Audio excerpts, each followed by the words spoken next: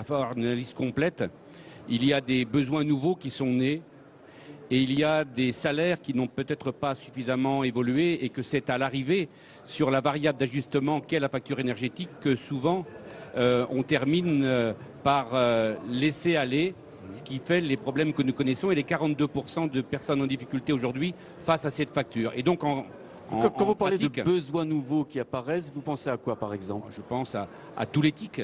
À tout ce qui est autour de l'informatique, du portable et au reste. Enfin, il y a beaucoup d'outils qui sont indispensables, mais qui viennent effectivement s'ajouter à des dépenses qui existaient. Et je répète, il y a les salaires qui ne sont pas forcément ceux qu'aujourd'hui tout le monde souhaiterait. Mais c'est un autre débat. Pour revenir à votre question, c'est déjà une réalité dans nos communes de voir dans nos CCAS la liste des personnes qui viennent de plus en plus longue pour essayer de trouver une solution à ce problème de la facture énergétique et d'autres aussi. Mais la facture, c'est nouveau. Et il y a un chiffre qui est sorti récemment, 42% des Français sont concernés par ce problème. De Dimberville, c'est un phénomène que vous constatez aussi dans votre commune de Seine-Maritime? Effectivement, je le constate à double titre, à la fois donc comme élu local et à la fois comme médiateur national de l'énergie. Alors, le médiateur national de l'énergie, puisque... On aimerait bien savoir ce que ça représente. Alors, il a été créé par la loi de 2006. Il a deux fonctions essentielles, qui est de proposer des solutions aux litiges entre les consommateurs et les divers opérateurs du marché de l'énergie et d'informer, de conseiller les consommateurs sur le nouveau contexte énergétique qui existe depuis 2007, depuis l'ouverture des marchés. Alors, pour ce, j'ai une petite équipe donc à Paris et ce que nous voyons apparaître de plus en plus, eh bien, ce sont des personnes qui ont des difficultés à payer leurs factures, qui n'ont pas pu trouver de réponse sur le terrain et qui, en dernier recours, je puis dire, sollicitent le médiateur national de l'énergie. Et aujourd'hui, cela représente entre 15 et 20% de nos sollicitations, ces difficultés de paiement de factures, pour les raisons que nous imaginons, à la fois la hausse du prix de l'énergie ces dernières années, les difficultés économiques et sociales du pays, donc la crise. Alors que peut faire face à ces difficultés, face à ces nouveaux dossiers, le médiateur de l'énergie? Le médiateur de l'énergie, en dehors de proposer ces solutions, il a voulu toujours être proactif, c'est-à-dire de proposer au pouvoir public des mesures. Alors, il en existe en matière sociale, le TPN par exemple, ou le tarif de première nécessité pour l'électricité et le tarif de solidarité pour le gaz, le TSS. Nous avons, sous l'ancien gouvernement, demandé un certain nombre de modifications, des modifications qui ont été en partie suivies. Et nous avons demandé notamment, et on a participé à l'élaboration de la loi nommée, la loi sur les nouvelles orientations des marchés de l'énergie, permettant qu'il y ait une attribution automatique pour les personnes qui sont titulaires de la CMU-C, parce qu'on constate qu'entre 2 millions d'ayants droit, il n'y en avait que 650 000 qui percevaient le TPN ou le CSS. Alors aujourd'hui, donc, les chiffres sont en amélioration, les textes donc l'ont permis, et nous faisons actuellement également un certain nombre de préconisations pour aider donc nos concitoyens en difficulté à payer leurs factures d'énergie. J'imagine, Philippe Mercier, que vous travaillez ensemble, le médiateur de l'énergie et un organisme aussi important que EDF, bien sûr. Oui, on travaille tout à fait en harmonie ensemble. Alors, on a exactement évidemment les mêmes chiffres, ce qui n'est pas surprenant. Je crois que pour situer un peu dans le débat global, il y a en France à peu près 13,5% de la population qui est en situation de pauvreté. Ça fait 3,5 millions de foyers, c'est-à-dire près de 8,5 millions de personnes. Ce qui est quand même, il faut avoir ces chiffres-là en tête. 20% d'entre eux, par exemple, par rapport à ce qu'on disait, ont plus de la moitié de leur budget qui est contraint. Alors, ce qu'on appelle un budget contraint, c'est ce que Monsieur le maire disait, plus loyer, assurance, téléphonie, évidemment, qui est devenu un poste assez important. Donc, à partir de là, effectivement, l'énergie est un des postes qui pose aussi problème à ces foyers. Alors, on a ce qui était dit, en termes de tarifs de première nécessité, 1 million de personnes, 1 million de foyers, pardon, qui en bénéficient. On est passé de 650 000 d'ailleurs à 1 million très rapidement au cours des 2 dernières années. Et de surcroît, on est sur une augmentation assez large qui va aller évidemment vers ces 3,5 millions de foyers dont je parlais, de gens qui vont toucher cette aide de tarifs de première nécessité pour avoir accès à l'énergie. Il y a d'autres manières aussi d'ailleurs de les accompagner. De plus en plus, EDF a mis en place une forme de prévention et d'accompagnement. On a 350 conseillers solidarité qui va aider ces familles en difficulté pour essayer d'améliorer la facture énergétique, enfin de l'améliorer au sens de l'optimiser et de la diminuer. Et puis il ne faut pas oublier aussi que ça fait partie du débat et ça fera aussi partie des débats à venir de transition énergétique. Il y a toute la rénovation thermique des bâtiments sur lesquels EDF a pu participer, mais qui va toucher particulièrement aussi ces foyers de précarité énergétique. Vous évoquez des actions de prévention. On peut prévenir comment pour ne pas être précaire énergétique? Déjà en voyant, alors il y a déjà l'isolation thermique, etc., mais aussi en voyant la manière dont l'énergie est consommée. Et là, on voit ce qu'on peut appeler parfois les passoires thermiques lorsqu'il y a un chauffage mal adapté, et puis les usages de l'électricité qui sont multiples de plus en plus. Donc pour essayer d'accompagner, pour que nos conseillers, justement, ces fameux conseillers solidarité, viennent les appuyer dans leurs actions au quotidien. Des choses toutes simples, 1 degré de température en moins, par exemple, c'est 7% d'économie de la facture énergétique. Et il semblerait, par exemple, le gaz, autre exemple, que les nouveaux écrans plats, par exemple, de télévision de plus en plus grands, consomment beaucoup d'électricité. Beaucoup, effectivement. C'est ça le paradoxe, c'est qu'à la fois, on dit qu'il faut aller vers des économies d'énergie, et en même temps, on a sorti des technologies qui sont des technologies que je n'oserais pas qualifier d'énergivores, mais tout de même, en tout cas, beaucoup plus énergivores que ne l'étaient les anciennes technologies. Jean Launay, à l'Association des maires de France, l'énergie, ce problème de précarité énergétique, c'est un problème qui inquiète aujourd'hui. C'est un problème qui inquiète parce que c'est une réalité, elle vient d'être décrite. Mais l'énergie, c'est vital pour l'acte de production et vital pour l'acte de consommation. Je crois qu'il faut d'abord aussi rappeler dans ce débat que sans énergie, et c'est le président du Comité national de l'eau qui vous le dit, l'eau en fait partie aussi.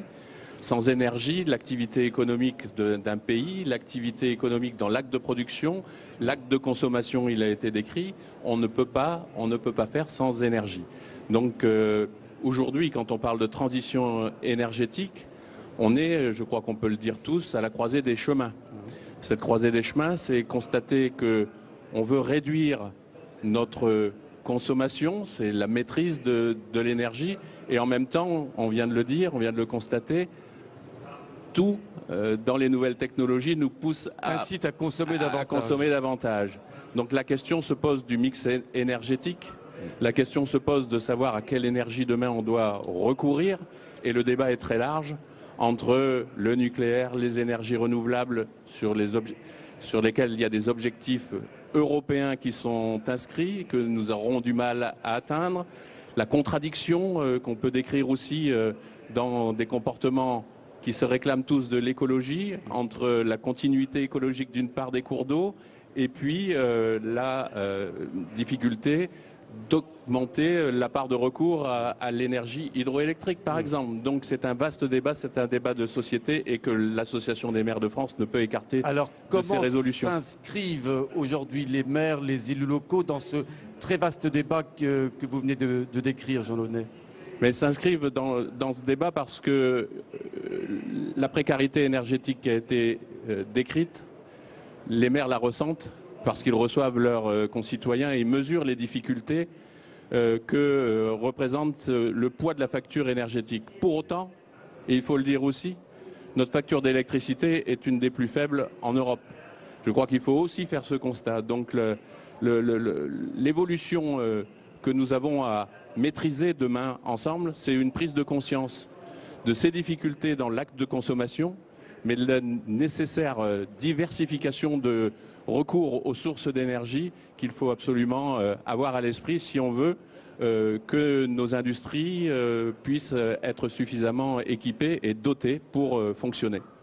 Alors, Jacques Bucchi, dans votre commune des Bouches-du-Rhône, est-ce que le terme de transition énergétique trouve une vraie réalité aujourd'hui? Enfin, c'est une réalité parce que Lambesc a la chance, c'est le fruit de notre histoire. Il y a 3 ans, grâce à EDF et avec la région Provence-Alpes-Côte d'Azur, une partie de la ville a été dotée de smart grid et en fait une ville dont la gestion de l'énergie est pour partie intelligente. Mais ça, c'est une partie expérimentale. Ce que je voudrais dire sur le problème de la transition énergétique telle qu'elle est vécue sur nos territoires, c'est d'une part que les solutions, on peut les penser au niveau national, mais elles ne sont applicables qu'au niveau local avec des outils locaux. Et ça, c'est un point extrêmement important. On peut imaginer, et cela a déjà été fait, des aides multiples sous forme d'exonération fiscale, sous forme de chèques, sous formes diverses et variées. L'expérience que nous avons vécue sur le terrain, c'est que tout ceci, au fond, fonctionne très mal pour des raisons assez évidentes. La première, c'est que la plupart des personnes n'ont pas conscience. Quand elles ont conscience, elles ne savent pas faire. Et quand elles savent faire, elles n'ont pas forcément ni les moyens financiers, ni le savoir pour mettre en œuvre les outils juridiques et financiers qui sont indispensables. Donc nous avons à cela à trouver une réponse sur le terrain. Et puis, il y a un deuxième grand problème, c'est celui qui est classique, le nerf de la guerre, c'est qu'il nous faut de l'argent.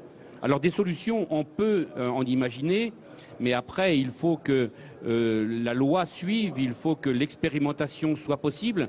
Je peux vous citer un seul exemple dans ma ville, à partir des énergies renouvelables possibles.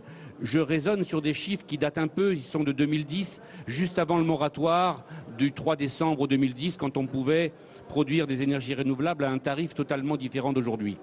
Aujourd'hui, il faudrait diviser les chiffres à peu près par 3. Oui. Mais à l'époque, grâce aux énergies renouvelables sur le territoire et grâce aussi à un schéma juridique et financier un peu différent de ce qui nous est habituellement proposé, la ville pouvait avoir une ressource de 1,5 million d'euros, 1,5 million pour 15 mégawatts de champs photovoltaïques installés, qui venaient directement s'additionner aux ressources de la collectivité en section de fonctionnement. Cela aurait permis à la ville, pour partie, de traiter le problème des investissements nécessaires pour réhabiliter les bâtiments publics, 2,7 millions d'euros d'investissements nécessaires qu'aujourd'hui nous ne savons pas financer.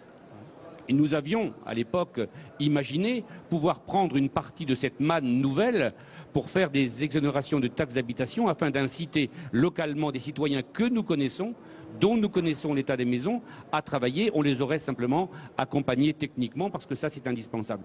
Je veux simplement dire en conclusion que le traitement de ce problème de la précarité énergétique, qui n'est pas exactement celui de la transition énergétique, c'est quelque chose qui aujourd'hui nous impacte fort et qu'on traitera d'autant plus facilement qu'on s'y prendra localement. Denis Merville, même question, transition énergétique dans une commune comme la vôtre. Là, on est au nord, on n'est pas au sud, comme Lambesc. Ça veut dire quoi aujourd'hui? Bon, si vous le permettez, je ferai d'abord une transition, puisque nous étions donc tout de suite sur la précarité énergétique, pour dire que le médiateur a passé une convention avec l'Association des maires de France et avec l'Union nationale des CCAS, de façon à pouvoir non seulement se faire connaître, mais surtout, bien sûr, aider donc nos concitoyens en difficulté. Alors, en ce qui concerne la transition énergétique, là, je vais prendre la casquette AMF, puisque j'ai en charge la commission environnement et développement durable. Nous avons participé à la conférence environnementale organisée par le gouvernement, et nous le dirons demain matin à Madame Bateau. À la fois, je crois qu'il faut faire des efforts en matière d'économie d'énergie, d'efficacité énergétique. Les élus, y sont prêts. Et là, les élus sont en première ligne. Et nous sommes en première ligne, à la fois pour nos bâtiments et à la fois vis-à-vis de nos administrés, puisque nous avons un rôle de démonstration à faire. Seulement, alors, les objectifs annoncés par le président, je crois qu'on peut y souscrire. 1 million de logements rénovés par an, c'est un objectif ambitieux, et puis les bâtiments communaux, il faudra les moyens. Et force est de constater qu'aujourd'hui, à la fois les moyens techniques, d'ingénierie aussi nous manquent, et puis bien évidemment les questions financières. Alors, de même pour nos administrés, on constate souvent que les circuits sont un peu complexes, puisqu'il y a des aides de l'État qui varient souvent, des aides des régions, des départements, des communautés de communes, et un certain nombre d'administrés qui voudraient mieux isoler, faire des efforts d'économie d'énergie, renoncent un peu parfois à cause de ces difficultés. Donc vous demandez un petit peu, comme votre collègue de Lambesc, plus de simplification dans ces dossiers-là. Voilà, nous demandons plus de simplification. Je crois que pour être efficace, il faut essayer d'être plus simple. Alors par exemple, dans votre commune à Lambesc, l'efficacité énergétique des bâtiments communaux, par exemple, ça représente beaucoup de choses, ça représente de l'argent. Là encore, on tombe sur des problèmes de budget. Oui, c'est au passage. Souvent, vous savez, les maires n'en parlent pas trop en grand public, mais vivent tous les jours avec. Nous avons une section de fonctionnement qui est de plus en plus tendue, avec des charges, toutes les charges, y compris celles de l'énergie, qui augmentent, des ressources qui baissent, et les variables d'ajustement ne sont pas nombreuses. C'est vraiment sur l'énergie que, en particulier, nous devons faire des efforts importants. Mais je rejoins ce que disait mon collègue Monsieur Merville. Nous n'avons pas les ressources aujourd'hui, et vraiment c'est un sujet sur lequel il faut s'arrêter, et peut-être en revoyant des concepts qui sont aujourd'hui peut-être dépassés. Je pense en particulier en ce qui concerne la production d'énergie renouvelable. Aujourd'hui, on raisonne en tarifs d'obligation d'achat, en gestion de marge pour les opérateurs, alors que peut-être aujourd'hui, il faudrait raisonner tarifs d'obligation d'achat comme étant une opportunité pour les collectivités d'avoir des fonds nouveaux qui permettraient de résoudre ces problèmes-là et de générer une économie globale sur le territoire. Jean Launay, est-ce qu'on parle de transition énergétique? Est-ce que cette transition énergétique qui balbutie, en tout cas qui commence dans les communes de France, peut être générateur de croissance, générateur d'emploi? On en parle beaucoup aujourd'hui. Exactement. Je pense que le débat de la transition énergétique est à la croisée des chemins entre le fonctionnement et l'investissement. Mon collègue vient d'expliquer les enjeux de la maîtrise de l'énergie, de la diminution des consommations avec des modes de consommation plus légers, qui alourdissent moins la facture. Mais c'est un enjeu pour l'Association des maires de France aussi. C'est aussi un enjeu d'investissement. Et quand on sait que nos collectivités portent 70% de l'investissement public dans notre pays, il est important aussi que pour nos propres bâtiments, mais aussi pour les logements, y compris les logements sociaux de nos communes, nous puissions engager les programmes de travaux nécessaires à cette transition énergétique et à cette moindre consommation. Donc à la clé, il y a aussi de l'emploi, de la croissance induite, et c'est l'effet levier donc justement de l'investissement public qui est en jeu dans cette question. Philippe Méchier, on peut y croire à cet effet levier, à cette transition qui aboutisse à une croissance supplémentaire pour les communes, donc pour l'ensemble du territoire finalement. Je crois qu'au-delà du fait de croire à la transition énergétique, il va falloir la mettre en œuvre. C'est-à-dire que, alors pour une entreprise comme EDF, si vous voulez, en réalité, cette transition énergétique, on y est depuis toujours. C'est-à-dire qu'on est, nous, en évolution énergétique. Donc pour nous, c'est un débat qui est formidablement intéressant, puisque ça va être l'occasion, effectivement, de mettre sur la place toutes les questions, allant effectivement des installations, des ENR, etc., jusqu'au coût, évidemment, afférent. Parce qu'il faut bien voir que, si vous voulez, souvent, le problème qu'on a dans un débat, que ce soit un débat de transition énergétique ou d'ailleurs ou d'autres débats, c'est qu'on va parler technologie, mais en oubliant un peu les coûts. Tout ça a un coût, évidemment, quand on a une transition, et il faut que les Français, les citoyens, connaissent un peu le coût de ces évolutions. Alors, c'est plusieurs volets tout de même, c'est plusieurs volets ce débat. C'est ce qu'on appelle la MDE, la maîtrise de la demande d'énergie. Là, effectivement, tous autour de la table, là pour dire qu'il y a encore beaucoup de progrès à faire. Alors, je signale d'ailleurs que, par exemple, EDF a travaillé sur la rénovation de 128 000 logements au cours de l'année 2011, ce qui montre que quand on va aller vers le million, c'est beaucoup, c'est un gros investissement. Ça peut créer de l'emploi, ça, on est tout à fait d'accord. Il y a à la clé, effectivement, de l'emploi, de la croissance, donc il est très important d'aller dans cette maîtrise de la demande d'énergie pour progresser, pour habituer aux gestes, pour faire de l'isolation, mais ça va être de vastes chantiers, c'est quelque chose de très fort. Il y a évidemment, il faut aller vers le développement des ENR, alors les énergies renouvelables, qui sont les plus rentables et les plus compétitives, et d'y aller, de savoir là où il faut mettre de l'éolien, là où on peut mettre du photovoltaïque. Il faut prendre des réalités aussi géographiques, locales, etc. en cause entre certains pays. C'est le cas par exemple de la France. En France, vous avez 1000 heures d'ensoleillement utiles par an. C'est 2000 dans un pays comme les États-Unis, en Californie. Bon, il est évident qu'il va falloir aller là où il y a le plus de soleil, où on veut mettre du photovoltaïque. Il va falloir regarder les couloirs venteux pour mettre de l'éolien. Par exemple, on le voit en Allemagne, dont on parle du renouvelable, les moyens d'énergie renouvelable sont au nord et les besoins sont au sud. Donc il y a des implications de réseau. Et je crois d'ailleurs qu'aujourd'hui même, RTE a rendu public le coût de la rénovation des réseaux. Il y a besoin effectivement de rénover les réseaux. Et puis, il faut aussi entretenir toute notre compétitivité, c'est-à-dire que l'avantage, et le député Launay le signalait, c'est qu'en France, on a une énergie qui est très compétitive, qui a beaucoup avantagé notre industrie, 2 fois moins cher, par exemple en Allemagne. Eh bien, il faut entretenir ça par l'excellence industrielle qu'on a pu avoir dans le nucléaire aussi, puisqu'il n'est pas question, effectivement, il est question d'entretenir cet outil nucléaire et de montrer à quel point on a une excellence dans ce domaine. Est-ce qu'on peut dire que EDF, finalement, intervient à la carte avec les communes de France? Vous évoquez la diversité des territoires et des situations. Oui, là j'ai parlé de prêt-à-porter, mais on fait aussi du sur-mesure, EDF. Et effectivement, c'est avec les élus et les collectivités locales, avec chaque élu qui connaît, chacun d'entre eux connaît bien les problématiques propres à sa commune, qui va nous dire c'est là qu'il faut aller. C'est d'ailleurs, je dirais, un des gros avantages de ce débat de transition énergétique, c'est qu'on va pouvoir réellement identifier les foyers énergivores. Et ça, c'est formidable, parce que on sait à peu près qu'il y a 4 millions de foyers vraiment énergivores. On va pouvoir les identifier, les aider, les accompagner. Et cela, on le fera avec les élus. Je signale d'ailleurs à ce propos que EDF a signé un partenariat, est en train de mettre en place un groupe de travail avec l'AMF, justement sur toutes ces problématiques de transition énergétique. Mais par exemple, ces foyers énergivores dans vos communes, vous les connaissez? Vous arrivez à les détecter pour ensuite mieux appréhender leurs dossiers respectifs?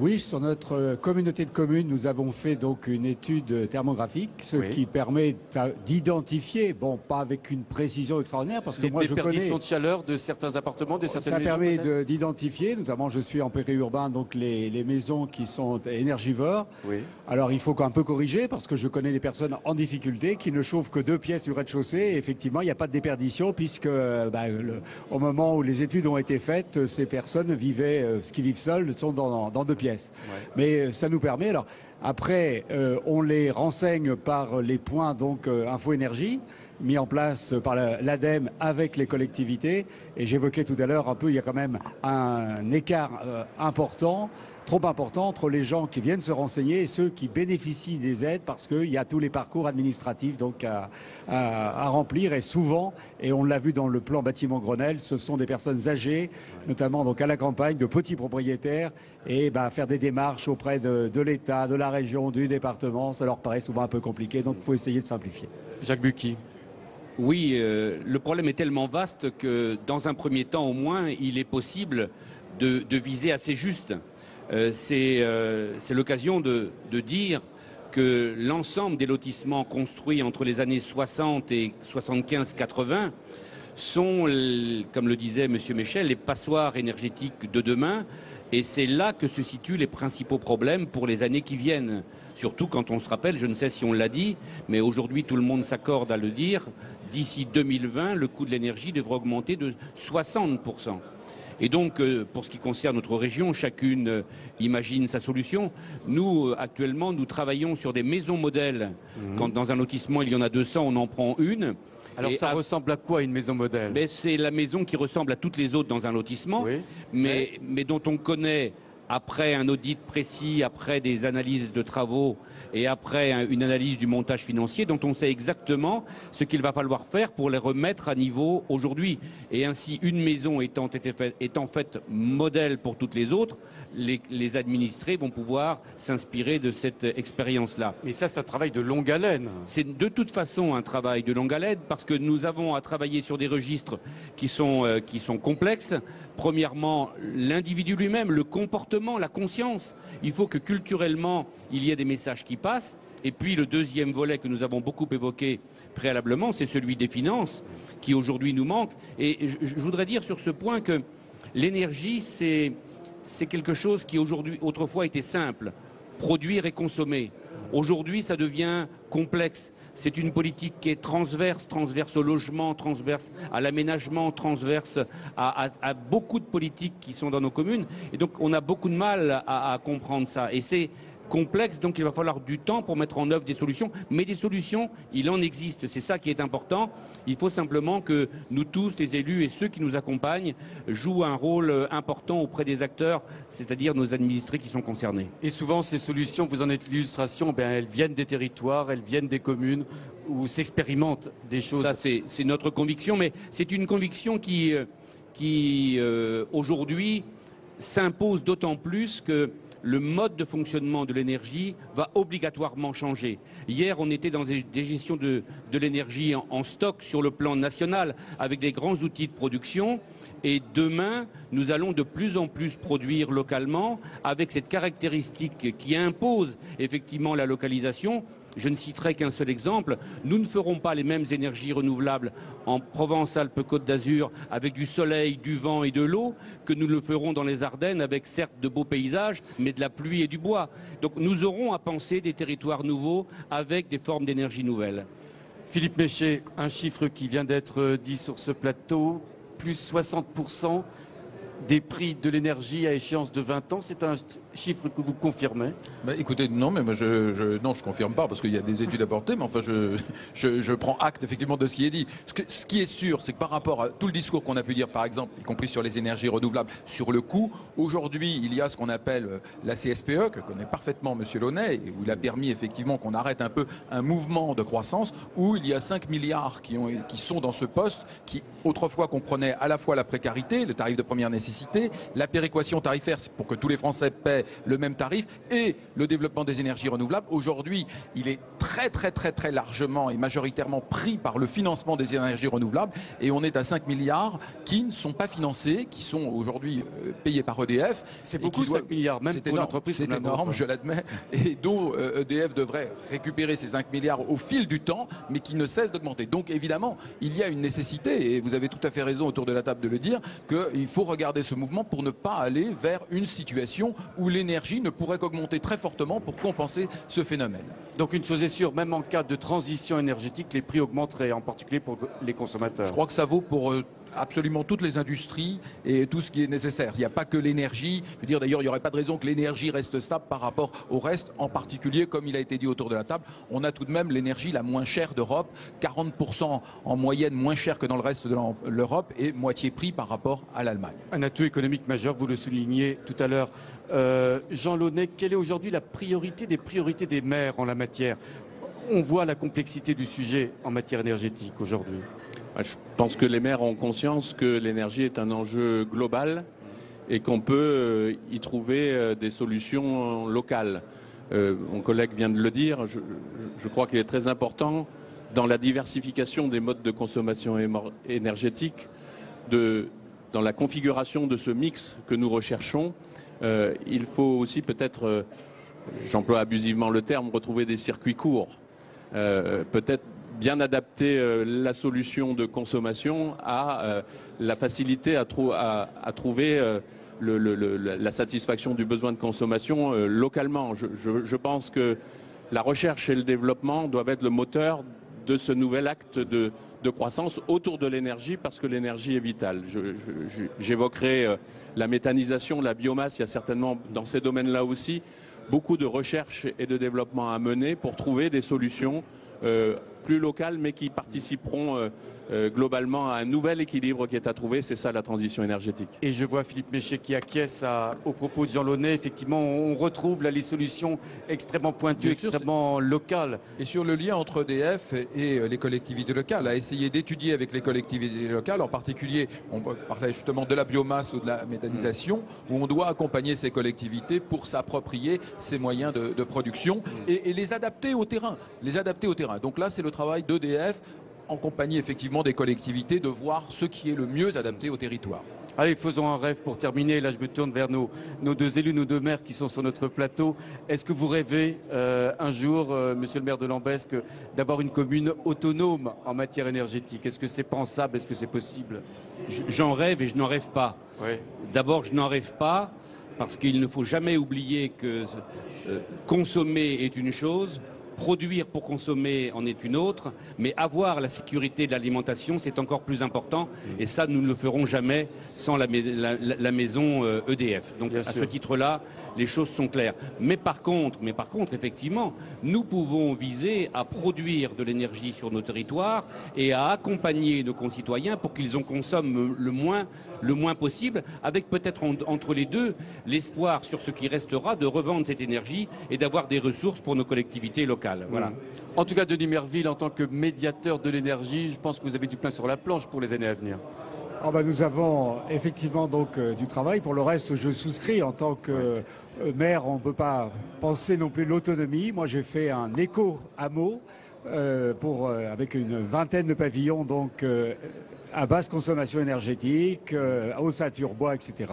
Je crois que nous devons faire beaucoup en matière de recherche, de développement, et je crois que de façon à limiter les hausses de prix, parce que ce soit une énergie ou l'autre. Et on sait que le prix de l'énergie va aller en augmentant dans les années qui viennent. Encore un mot, Jacques Bucchi. Oui, sur ce point simplement, il se trouve qu'il y a 1 heure à peine, j'étais à la commission de régulation de l'énergie rue Pasquier à Paris, et que l'augmentation de 60% m'était confirmée.